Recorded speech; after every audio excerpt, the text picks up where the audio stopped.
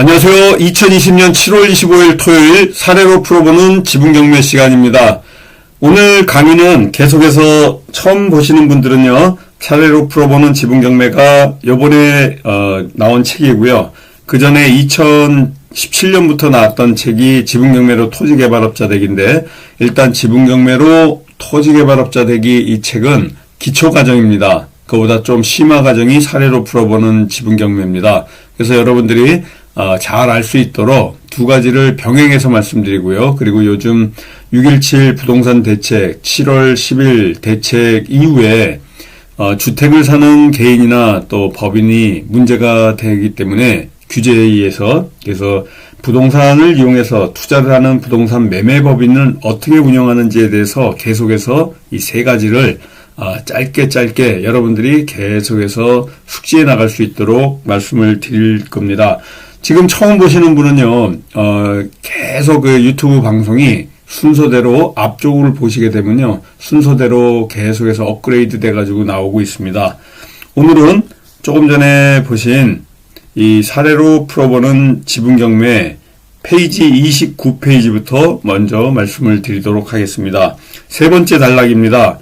여러분들이 낙찰을 받은 다음에 이제 타 공유자하고 협의를 하기 위해서 내용 증명을 보내게 되는데, 이 내용 증명이 도달이 안 되는 경우가 굉장히 많습니다. 무조건 그냥 내용 증명이 도달될 거라고 생각하고 그냥 이 낙찰을 받고 진행했던 분들은요, 상당히 당황하는 경우가 있습니다. 그래서 도달되지 않는 내용 증명을 처리하는 방법 네 가지가 있는데요. 폐문부재, 이사불명, 수치인불명, 수치거절이라는, 처음 듣는 분들에게는 굉장히 어려운 얘기 같지만은 이 네 가지 경우를 어떻게 풀어나가는지에 관련해 가지고 여러분들이 숙지하고 또 어떻게 그 타공인자한테 도달될지 안 될지를 미리 알 수는 없습니다. 그러나 등기부등본의 등기 날짜라든가 나이라든가 지역을 보게 되면 어느 정도는 유추할 수가 있는데, 일부러 이사불명이나 수치인불명이 된 그런 그 물건만 전문적으로 또 하시는 분들이 있습니다. 그래서 내용 증명을 발송됐는데 폐문부재가 아니고 이사불명이나 수치인불명, 또 수치거절이 되는 경우에 어떻게 처리하는지에 관련돼서 말씀을 드릴까 합니다. 지분경매를 해결하기 위해서 처음 단추가 내용 증명 보내는 겁니다. 해결하기 위한 프로세스. 그러니까 언제든지 여러분들은 낙찰을 받아도요, 타 공유자의 전화번호나 타 공유자를 완벽하게 알 수가 없습니다. 일단 타 공유자도 내 전화번호를 알 수가 없기 때문에 이 내용 증명을 통해서, 지난 시간에 내용 증명에 대해서 말씀드렸잖아요.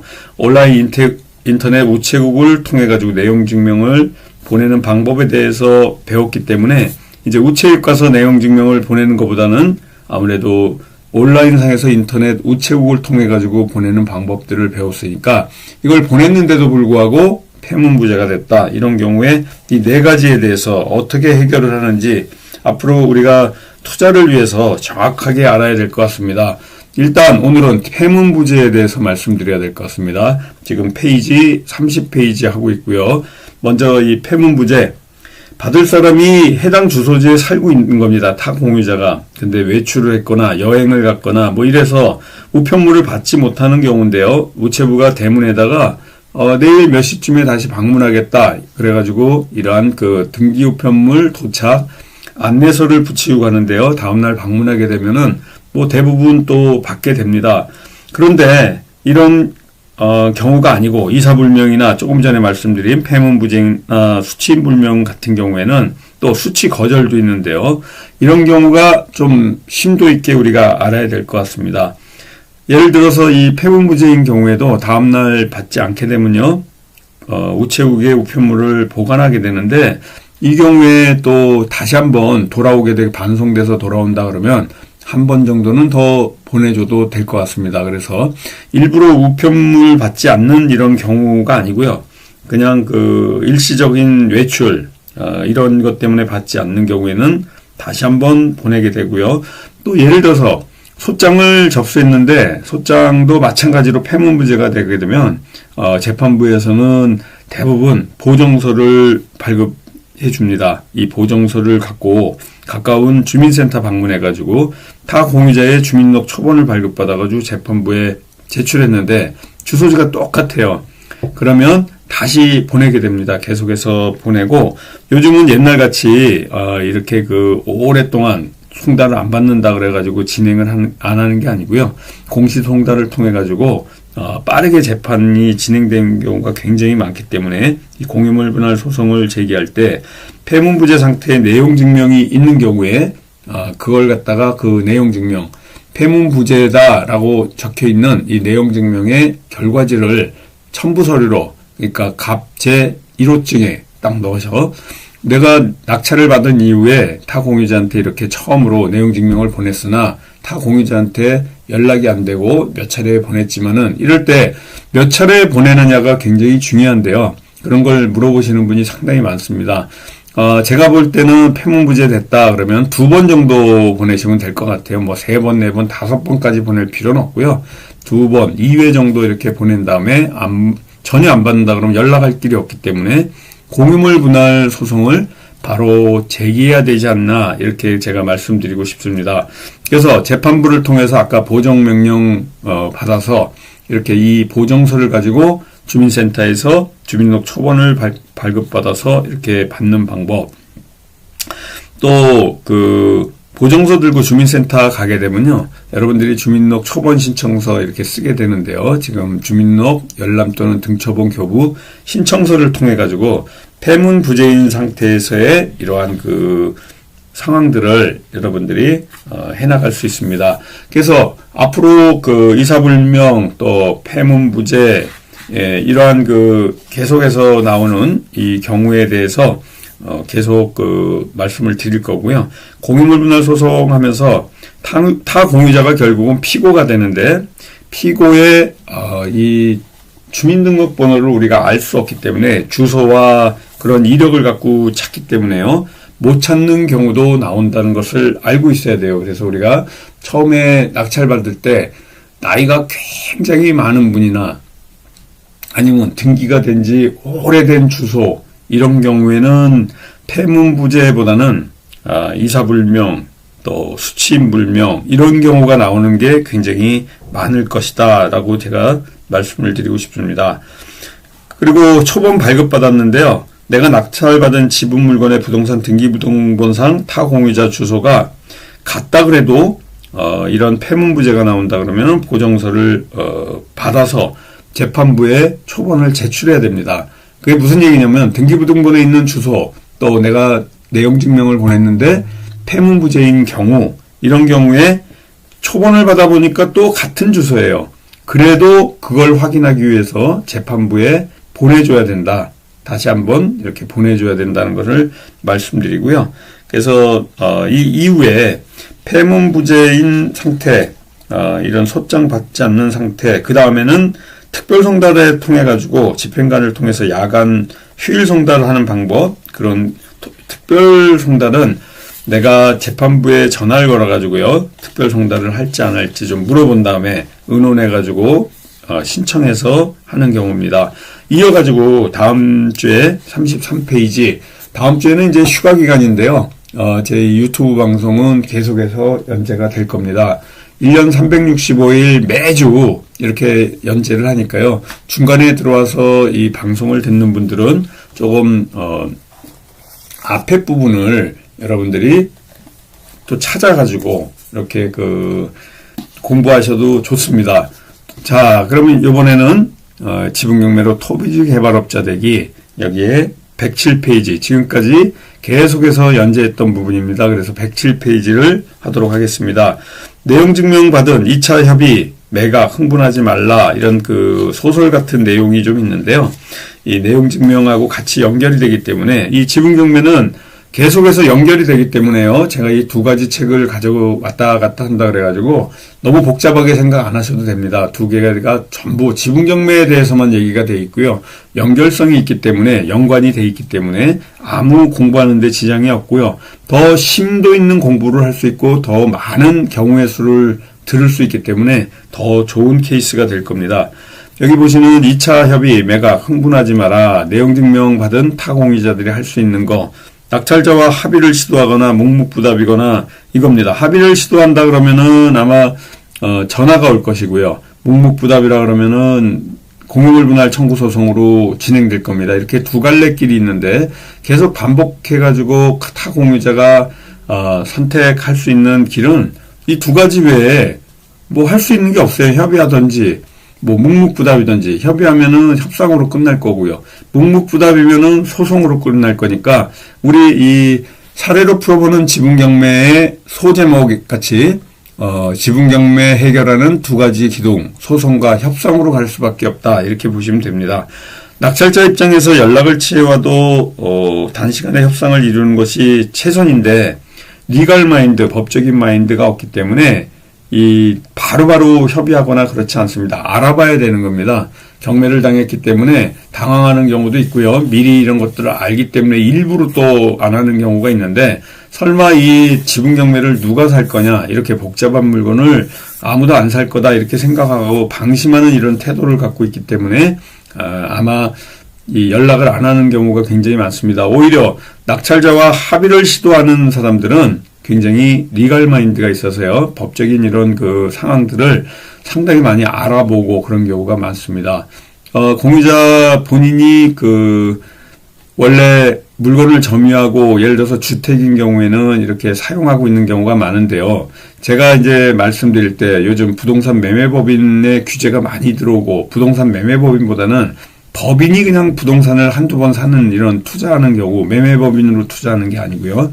전문 매매법인으로 부동산 매매법인으로 투자하는 게 아니고 그냥 매매법인이 아니 그냥 일반 법인이 부동산을 이런 경매로 사거나 팔고 하는 행위를 갖다가 하는 거에 대해서 조금 말씀을 드려야 될 것 같아요. 그래서 조금 있다가 요 두 번째 지분경매로 토지개발업자들이 2차 협의 매각 흥분하지 마라. 요 부분 좀 마친 다음에 말씀을 드리도록 하겠습니다. 그래서 과거에는 지분도 이 아파트, 다세대, 다가구, 뭐, 이런 주택 위주로 많이 했는데요. 지금은 이런 6.17 대책, 부동산 규제 때문에 주택 지분을 사도 굉장히, 이 수익을 내기가 힘듭니다. 경쟁률도 높았지만은, 요번에, 김포 지역의 아파트를, 이 경매에 들어갔는데요. 굉장히 지역도 좋고, 지금 핫한 지역인데, 아파트, 입찰자가 5명밖에 안 났습니다. 과거 같으면 20-30명씩 이렇게 오는데요. 6.17 대책이 있다 보니까 5명 정도밖에 안 들어온다. 그래서 지금 현재 부동산을 통해 가지고 이런 거래해서 투자를 한다는 게 굉장히 힘든 상황에 있습니다. 그래서 부동산 매매법인, 1인법인에 대해서 좀 자세히 계속해서 말씀을 좀 드리도록 할 거고요. 이 합의를 하는 부분, 그래서 점유하고 있지 않은데 내용 증명에 보낼 때, 뭐 이런 얘기들이 있습니다. 그런데 이런 내용 증명을 보내서 바로 우리가 경매를 통해서 돈을 벌기 위해서는 틈새 시장을 공략해야 됩니다. 그런데 틈새 시장을 공략한 게 바로 지분 경매인데요. 여러분들이 이 지분 경매를 공략을 한데도 불구하고 그냥 일반적인 주택, 아파트 이런 부분을 여러분들이 매매를 하게 되면 이것 또한 상당히 수익 내기가 어렵습니다. 그래서 제가 계속해서 이 주택을 피해서 하는 이러한 방법들에 대해서 일일 특강을 통해서 또 지분경매 실전반을 통해서 이 우리 틈새 시장, 그러니까 특수경매 중에 특수경매, 지분경매에서도 더 깊은 부분에 대해서 말씀을 드리는데요. 이런 부분 필요할 때 부동산 매매법인이 이제 필요하게 됩니다. 일반적으로 공인중개사 사무소에 하는 그게 부동산 매매법인이 아닙니다. 그냥 공인중개사 사무실은 이 부동산을 중개하는 곳이거든요. 부동산을 두고 체결하는 계약이 원만하게 이루어지도록 중개 수수료 받고 하는 그냥 중개법인이고요. 예를 들어서 부동산 이용해가지고 투자를 하기 위해서 부동산 매매업을 우리가 낸다는 거는 부동산을 계속적으로 반복적으로 매매하는 행위, 그러니까 지분경매도 여러 번 하게 되면요. 그러면 그 횟수가 어떻게 되느냐? 일회성으로 또 일시적으로 양도하는 거, 이런 거를 부동산 매매법인이라고 하지 않는데, 이 부동산 중개업도 법인 설립이 가능하지만요, 부동산 매매업도 법인 설립이 가능합니다. 그래서 이런 부동산 매매법인을 어떻게 할 건지, 부동산의 매매 또는 그 중개를 사업 목적으로 하는 부동산 판매하는 사업을 하는 게 부동산 매매업이고요. 과세기간 중에 1과세기간 중에 1회 이상 부동산을 취득하고 2회 이상 매매, 판매하는 사람, 그러니까 한 번 과세기간 중에 1회 이상 부동산을 취득하고 2회 이상 판매하는 사업을 하는, 그러니까 두 번 받게 되면요, 한 번 이상, 그러니까 두 번을 갖다가 여러분들이 지분 경매 물건을 사거나 또 팔거나 협의가 되어서 팔게 되면은 이게 바로 부가가치세법에 의해서 사업자가 되는 겁니다. 그래서 주택을 계속해서, 주택을 얘기하는 거예요.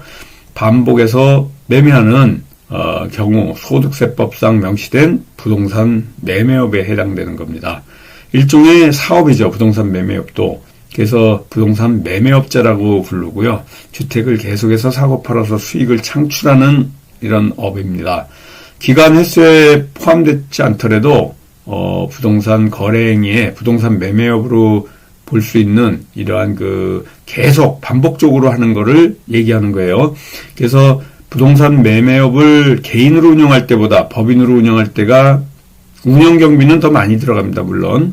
근데 법인세법 적용 때문에 절세 효과를 누릴 수 있기 때문에 개인은 종합소득세율이 최대 막 지금 42%에서 더 많은 세율을 적용하려고 지금 계속해서 나오고 있지만은 법인은 법인세법 적용해가지고 최대 2억 이내에선 10%, 또 최대 20% 이내에서 이런 법인세로 적용받고 있습니다.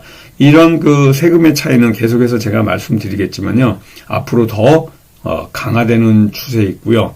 이런 설립하는 과정에 대해서 오늘은 시간 관계상 다 말씀을 드릴 수가 없는데, 제가 온라인 법인 설립 시스템이라는 게 있어요. 그래서 다음 주에는 이런 법인을 설립하는 데 있어서 중소기업청 온라인 원스톱 재택 창업 시스템에 관련해서 소개하고, 이러한 설립하는 데 있어서 진행 업무에 관련돼서 조금 말씀을 드려서 나홀로 온라인으로 법인을 설립할 수 있는 이러한 시스템에 대해서 앞으로 설명을 드릴 예정입니다. 그리고 우리 밴드를 잠깐 보면서 다음 주가 이제 휴가 기간이에요. 2주간. 마찬가지로 법원이 또 2주간 여름 휴가 기간입니다. 그래서 그거에 또 맞춰가지고요, 우리도 같이 이제 쉬게 되는데요. 일단 8월달 1일 특강에 대해서 좀 말씀드리겠습니다. 지금 현재 유튜브에 공개도 안 돼 있고 책에도 공개되지 않는 이런 지분 경매의 아주 깊은 부분, 어떤 물건을 선정해서 투자를 할지가 가장 중요한 겁니다. 지금 말씀드리는 소송과 협상과 같은 이러한 시스템도 중요하지만요, 실질적으로 좋은 물건을, 수익이 될 만한 물건을 선정해야 되고 선택해야 됩니다. 이러한 어떤 파생 상품에서 나오는지 이러한 공개하는 시간이 있는데요. 8월 달에는 8월 20일 목요일 날 4시 반부터 7시 반까지 있습니다. 홍범기 사무총장님 문의하셔가지고 등록해 주시면 되고요. 이 사례로 풀어보는 지분경매 출판기념 특강입니다. 그래서 깊이 있는 내용까지 말씀을 드리니까 어떤 물건을 투자를 해야 될지 관련된 내용들이 아마 소개가 되지 않을까 이렇게 보여지고 있고요. 요번에 또 이 실전반 내용을 좀 말씀을 드려야 될 것 같아요.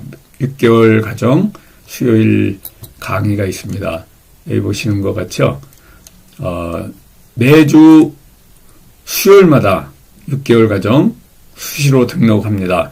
이 과정은 조금 전에 말씀드린 특강보다 더 깊이 있는 내용까지 심화 과정을 얘기해주고, 또 여러분들이 낙찰을 받을 수 있게 도와드리고요. 이런 소송이나 협상에 대해서 옆에서 컨설팅 무료로 해드립니다. 그래서 A부터 Z까지 여러분들에게 모든 것을 제공하는 거죠. 지분경매 물건을 선정해서 또 협의돼가지고 수익을 창출할 수 있는 데까지 무료로 여러분들을 도와드리고 있으니까 이 6개월 실전반 과정 여기 보시면 400만 원 합니다. 또 온라인 과정도 있습니다.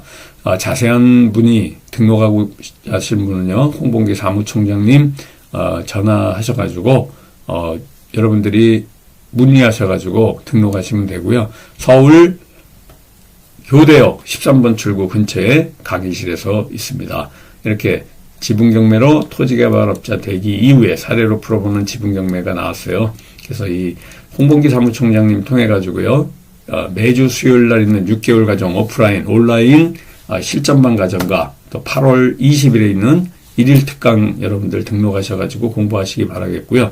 다음 주에는 지금 말씀드린 이러한 부동산 매매법인 설립하는 내용, 온라인 법인 설립 시스템 관련해가지고 말씀을 드리도록 하겠습니다. 한 주간 건강하고 행복하고 즐겁게 보내시다가 다음 주에 뵙도록 하겠습니다. 감사합니다. 안녕히 계세요.